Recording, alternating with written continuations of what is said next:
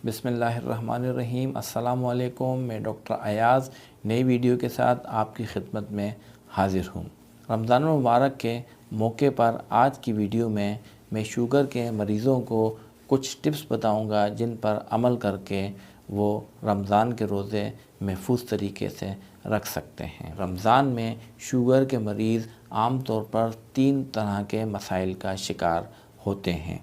सबसे पहले हाइपोग्लाइसीमिया यानी खून में शुगर की मिकदार का बहुत कम हो जाना, या फिर हाइपरग्लाइसीमिया यानी खून में शुगर की मिकदार का बहुत ज़्यादा बढ़ जाना, या डिहाइड्रेशन यानी जिस्म में पानी की कमी पैदा हो जाना। शुगर के मरीज़ रमज़ान में या रोज़े के दौरान इन 3 मसाइल का बहुत ज़्यादा शिकार होते हैं।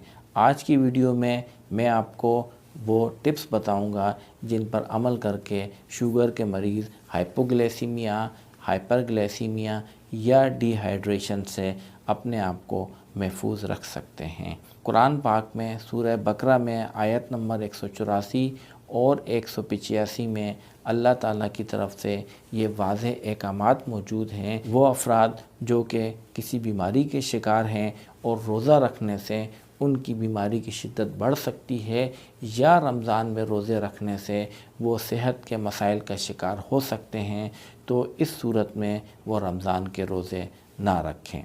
सेकंड पॉइंट, शुगर के मरीज़ों को रमज़ान शुरू होने से तकरीबन 2 महीने पहले रमज़ान की तैयारी शुरू कर देनी चाहिए।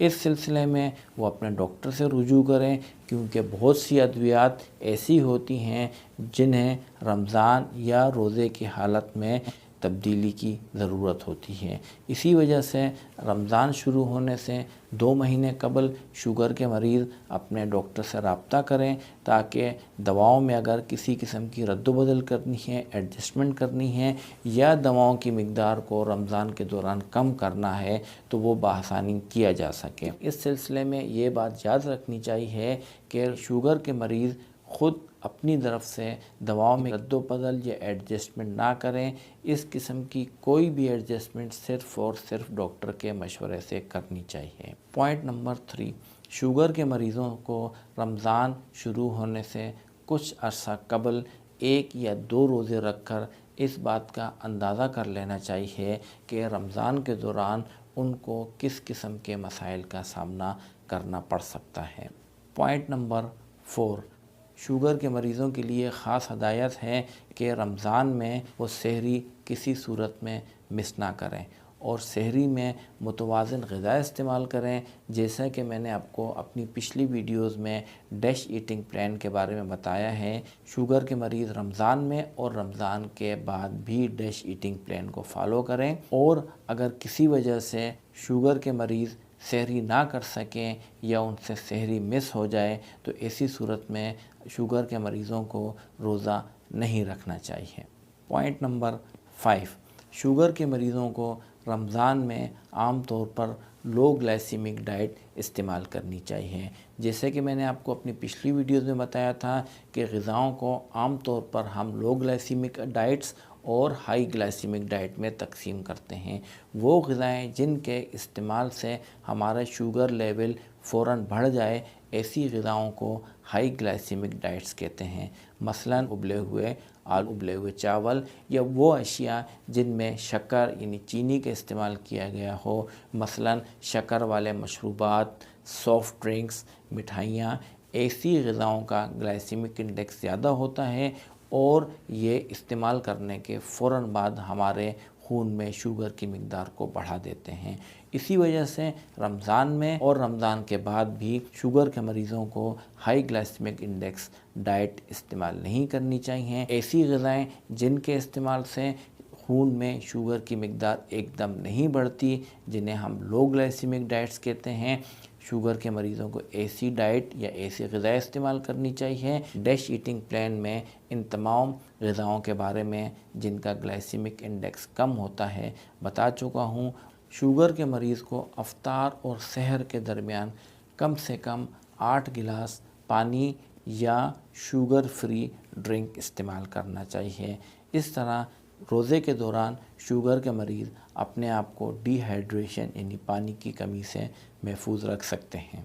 Point number 7, Canadian diabetic association ने शुगर के मरीज़ों को रोज़े के दौरान ये रिकमेंड किया है वो अपनी शुगर लेवल 2 से 5 मरतबा रोज़े के दौरान चेक करें। अगर कोई 5 मरतबा शुगर लेवल चेक नहीं कर सकता तो उसके लिए यही रिकमेंडेशन है कि वो कम से कम 2 दफ़ा शुगर लेवल रोज़े के दौरान ज़रूर चेक कर सके, ताकि उससे अंदाज़ा हो सके कि उसकी शुगर लेवल कम या ज़्यादा तो नहीं हो रही।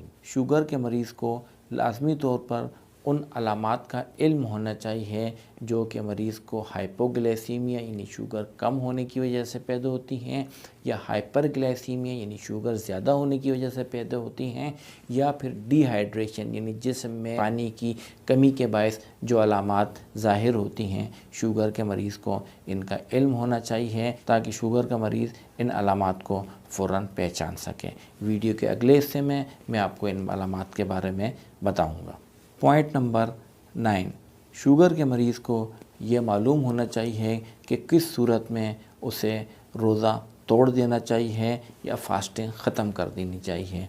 अगर शुगर चेक करने पर शुगर की मिकदार 70 मिलीग्राम पर डेसीलीटर से कम हो या 300 मिलीग्राम पर डेसीलीटर से ज़्यादा हो तो इस सूरत में शुगर के मरीज़ को रोज़ा तोड़ देना चाहिए या फास्टिंग ख़त्म कर देनी चाहिए। अगर शुगर के मरीज़ में हाइपोग्लाइसीमिया यानी शुगर कम होने की अलामत ज़ाहिर हों, मसलन अगर शुगर के मरीज़ में रोज़े के दौरान जिस्म में कपकपाहट तारी हो, बहुत ज़्यादा घबराहट हो, या मरीज़ को बहुत ज़्यादा पसीना आए, कन्फ्यूजन हो, मरीज़ को चक्कर महसूस हो, या फिर मरीज़ को शदीद भूख लगे, तो ये तमाम अलामात शुगर कम होने को ज़ाहिर करती हैं और ऐसी सूरत में मरीज़ को फ़ौरन रोज़ा ख़त्म कर देने चाहिए। या मरीज़ में वो अलामात ज़ाहिर हों जो कि शुगर की मिकदार बहुत ज़्यादा होने को ज़ाहिर करती हैं, मसलन मरीज़ को बहुत ज़्यादा प्यास महसूस हो, होंठ, ज़बान या गला खुश्क हो जाए, मरीज़ को बार बार पेशाब आने लगे, बहुत ज़्यादा थकावट महसूस हो, उल्टी या पेट में दर्द हो, तो इस सूरत में भी मरीज़ को रोज़ा ख़त्म कर देना चाहिए। शुगर के मरीज़ को रोज़े के दौरान बहुत ज़्यादा चक्कर आएँ, बेहोशी तारी हो या कन्फ्यूजन पैदा हो तो ये अलामात जिस्म में पानी की कमी को ज़ाहिर करती हैं और ऐसी सूरत में भी मरीज़ को रोज़ा तोड़ देना चाहिए। शुगर का मरीज़ अगर उल्टी या डायरिया यानी दस्तों का शिकार है तो इस सूरत में भी रोज़ा ख़त्म कर देना चाहिए। या शुगर का मरीज़ रोज़े के दौरान किसी एक्यूट इलनेस का शिकार हो जाए, मसलन मरीज़ को बहुत तेज़ बुखार हो जाए या कोई और एक्यूट इलनेस ज़ाहिर हो, तो ऐसी सूरत में भी शुगर के मरीज़ को रोज़ा तोड़ देना चाहिए। पॉइंट नंबर 10, शुगर के मरीज़ को अफ्तार के वक्त फ़ौरन अफ्तार करना चाहिए और अफ्तार करने के फ़ौरन बाद पानी या शुगर फ्री ड्रिंक का इस्तेमाल किया जाए ताकि जिसमें पानी की कमी पैदा ना हो, और अफ्तार में और अफ्तार के बाद भी डैश ईटिंग प्लान को फॉलो करना चाहिए। शुगर के किन मरीज़ों को रोज़ा रखना चाहिए और किन मरीज़ों को रोज़ा रखने से इज्तनाब करना चाहिए, इस सिलसिले में हम शुगर के मरीज़ों को 3 कैटेगरी या 3 ग्रुप्स में तकसीम करते हैं। सबसे पहले वेरी हाई रिस्क पेशेंट यानी वो अफराद जिन्हें रोज़ा बिल्कुल नहीं रखना चाहिए। दूसरे नंबर पर हाई रिस्क पेशेंट यानी वो अफराद जो बेहतर है कि रोज़ा ना रखें, और तीसरी कैटेगरी मॉडरेट या लो रिस्क पेशेंट यानी वो अफराद जो कि डॉक्टर के मशवरे से रोज़ा रख सकते हैं। सबसे पहले वेरी हाई रिस्क कैटेगरी, वो अफराद जिनको रोज़ा बिल्कुल नहीं रखना चाहिए, उसमें सबसे पहले uncontrol type 1 diabetes. Type 1 diabetes अमूमन बच्चों के अंदर पाई जाती है और वो अगर कंट्रोल ना हो तो इस सूरत में शुगर के मरीज़ को बिल्कुल रोज़ा नहीं रखना चाहिए। शुगर के मरीज़ को पिछले 3 महीने में अगर शदीद हाइपोग्लाइसीमिया यानी शुगर की मिकदार शदीद कम हुई है, या शुगर का मरीज़ DKA डायबिटिक कीटोएसिस या HHS hyperglycaemic hyper osmolar state का शिकार हुआ है, तो इस सूरत में भी मरीज़ को रोज़ा बिल्कुल नहीं रखना चाहिए। अगर शुगर का मरीज़ एक्यूट इलनेस मसलन बहुत तेज़ बुखार یا کسی ایکیوٹ النس کا مثلا نمونیا یا کسی ایسی صورت کا شکار ہے، ایسی صورت میں بھی روزے سے اجتناب کرنا چاہیے۔ اس کے علاوہ شوگر کے مریض کے اگر گردے خراب ہیں یعنی رینل فیلئر کے شکار ہیں اور وہ ڈائلیسس پر ہے تو ایسے مریضوں کو بھی روزے سے اجتناب کرنا چاہیے۔ شوگر کے مریض اگر کوگنیٹو ڈس فنکشن یعنی ان میں سوچنے سمجھنے کی صلاحیت متاثر ہوئی ہے تو ایسی صورت میں بھی روزے سے اجتناب کرنا چاہیے۔ شوگر کے وہ مریض جو ان کنٹرولڈ ایپیلیپسی یعنی ان کنٹرولڈ مرگی کے شکار ہیں تو اس صورت میں بھی روزہ نہیں رکھنا چاہیے۔